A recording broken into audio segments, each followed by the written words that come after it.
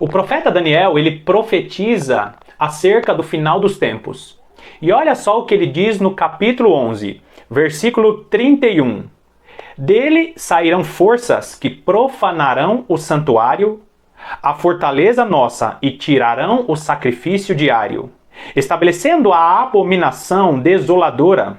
Aos violadores da aliança, ele com lisonjas perverterá, mas o povo que conhece ao seu Deus se tornará forte e ativo. E o povo que conhece o seu Deus se tornará forte e ativo. Aqui Daniel está falando a respeito do governo do anticristo, também chamado de o homem da iniquidade. Um governante mundial que se levantará para governar as nações, e ele fará oposição a tudo aquilo que tem a ver com o nosso Deus. O texto diz que o povo que conhece o seu Deus será forte. E saiba, queridos, que nós estamos nos aproximando deste período. Se você perceber bem o cenário geopolítico, o movimento das nações em todo o mundo, as nações estão caminhando para esta necessidade de um governo único mundial, de uma moeda única mundial. E também nós estamos vendo um movimento nas nações para fazer oposição a todos os princípios da palavra de Deus. Você, servo do Senhor, você, serva do Senhor, precisa ser forte. E nós vamos falar a respeito disso nesse vídeo de hoje. Seja bem-vindo a mais um vídeo do canal A Lâmpada para os Meus Pés.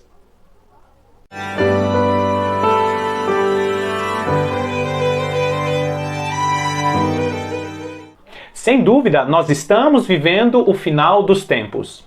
Alguns estudiosos ou alguns teólogos vão dizer que nós estamos vivendo o princípio das dores, que são aqueles anos que antecedem a grande tribulação. De fato, ninguém pode marcar data, ninguém pode pontuar dizendo que sim, nós estamos vivendo estes tempos. Mas os sinais estão aí e nós já estamos vendo o movimento das nações e o movimento de um sistema sendo implantado para que as pessoas estejam conectados a este único sistema. E Daniel falou que o povo de Deus seria um povo forte e ativo quando o anticristo assumisse as nações. E queridos, às vezes, em palavras muito simples, nós não percebemos a importância daquilo que Jesus nos ensinou. Por exemplo, vai lá comigo em Apocalipse capítulo 3, no versículo 20, diz assim: Eis que estou à porta e bato. Se alguém ouvir a minha voz e abrir a porta, entrarei em sua casa e cearei com ele e ele comigo. Aqui, com uma figura espiritual e também tem uma figura para o final dos tempos, o Senhor diz que se nós abrirmos a porta, se nós abrirmos o nosso coração, Ele estaria ceando conosco. Se nós abrirmos o nosso coração, nós estaremos sentados à mesa com Jesus, fazendo uma refeição com Ele. E esse texto ele tem uma profundidade, porque aqui não está falando apenas de uma refeição, está falando de uma ceia. E normalmente a ceia ela é ligada a uma refeição que acontece no período da noite. No hebraico, no original hebraico, também usa a palavra jantar, ou seja, uma refeição sendo feita no período da noite. A própria palavra de Deus também direciona a figura da noite como um período sombrio das trevas. Quando Jesus ele fala da noite, quando o apóstolo Paulo ele fala da noite, ele está falando de um período sombrio aonde as trevas estariam dominando aquele período. Então, quando nós entrarmos e sentarmos à mesa com Jesus para compartilhar o alimento com Ele, significa que na presença de Jesus nós precisamos nos alimentar para aquele período sombrio. E outro detalhe importantíssimo de estar assentado à mesa fazendo uma refeição com Jesus, ou estar na presença de Jesus se alimentando todos os dias, é que com muita frequência nós vamos encontrar ensinamentos na Bíblia fazendo este paralelo ou fazendo esta comparação da palavra de Deus como o alimento. E de fato, a palavra de Deus ela é o alimento que alimenta o nosso espírito para que sejamos fortes no final dos tempos.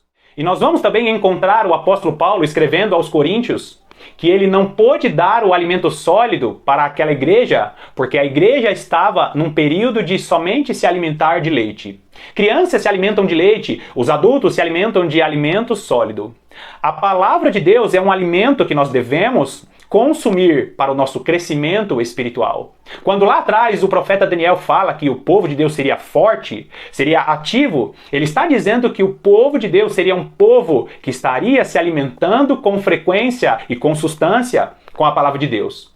Agora, vai lá comigo em 1 Pedro. 1 Pedro, no capítulo 2 e o versículo 2, diz assim: Desejai ardentemente como crianças recém-nascidas o genuíno leite espiritual, para que por ele vos seja dado crescimento para a salvação. Ou seja, você cristão, você precisa estar firmado na palavra de Deus e não somente acostumado com as primeiras revelações, mas você deve buscar a presença de Deus através das Sagradas Escrituras para que você desenvolva a sua salvação. E quando nós recebemos Jesus Cristo como Senhor e Salvador de nossas vidas, nós nascemos de novo. Lembra? Jesus falou para Nicodemos, você precisa nascer de novo. Todos aqueles que recebem Jesus Cristo como Senhor e Salvador nascem de novo. E ali, como bebezinho espiritual, aquelas pessoas vão começar a se alimentar de leite, como por exemplo, ela descobre que o Senhor é o pastor dela e nada faltará a ela. Um texto muito conhecido, uma revelação simples. Percebeu? Apenas um leitinho. E o tempo vai passando e aquela pessoa começa a descobrir segredos da palavra de Deus. E ali ela está comendo um pouquinho de arroz e feijão, amassadinho no garfo. De repente, ela passa para um alimento mais sólido até chegar naquela substância, naquela feijoada. Queridos, um povo forte e ativo que Daniel relatou que o povo de Deus seria no final dos tempos, é o povo que busca a revelação das Sagradas Escrituras através da iluminação do Espírito Santo. Eu já falei aqui em outros vídeos a respeito de revelações profundas em textos simples. Nós precisamos estar diariamente buscando a presença de Deus através da palavra. Por quê? Porque nós estamos entrando no final dos tempos e somente aqueles que forem fortes, ativos, que se alimentarem com este alimento sólido, sobreviverão neste tempo caótico que está se aproximando em todo o mundo. Muitas pessoas não gostam deste tema, que fala a respeito do final dos tempos, do juízo de Deus, da grande tribulação.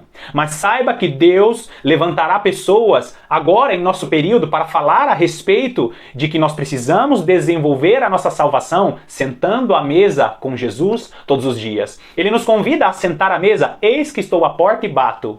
E aquele que abrir a porta, ele sentará à mesa para cear com ele. E aqui não é um texto de salvação, é um texto que fala para cristãos, para homens e mulheres de Deus que deixaram Jesus de fora. Digamos que você é uma pessoa que não deixa Jesus de fora, que sabe que Jesus Cristo tem que estar em sua vida todos os dias. Mas não basta isso, você precisa sentar à mesa e fazer refeições robustas na presença de Jesus. Vai lá comigo em Hebreus capítulo 5, vamos ler apenas o versículo 14, que diz assim: mas o alimento sólido é para os adultos, para aqueles que, pela prática, têm as suas faculdades exercitadas para discernir não somente o bem, mas também o mal. Então, o alimento sólido é para os adultos. E com o passar do tempo, quando você estiver se assentando à mesa com Jesus todos os dias, o próprio Espírito Santo vai iluminar a sua mente e pela prática a sua mente será exercitada, as suas faculdades, o seu entendimento será exercitado para que aí sim, neste período de tribulação, você possa discernir realmente a respeito daquilo que é bem e a respeito daquilo que é mal. Queridos, o apóstolo Paulo falou que no final dos tempos, o mal viria com uma forma, com uma cara de piedade. Sabe aqueles discursos inclusivos que na realidade são falsas inclusões? Sabe aqueles discursos que fala de unir todas as pessoas, mas na realidade divide as pessoas daquele país? Então, muitos cristãos, por não estarem se assentando à mesa com Jesus e não estarem se alimentando deste alimento sólido, não estão conseguindo discernir o bem e o mal. No final dos tempos, só sobreviverá, só fará parte daquele povo que é forte, que é ativo, aqueles que estiverem se assentando à mesa com Jesus e fazendo refeições robustas. Nós estamos entrando em um período em que ser apenas simpatizante do Evangelho não garantirá a sua salvação. Bom, mais uma vez eu quero te agradecer pela sua companhia e que Deus te abençoe ricamente. E eu te aguardo no próximo vídeo.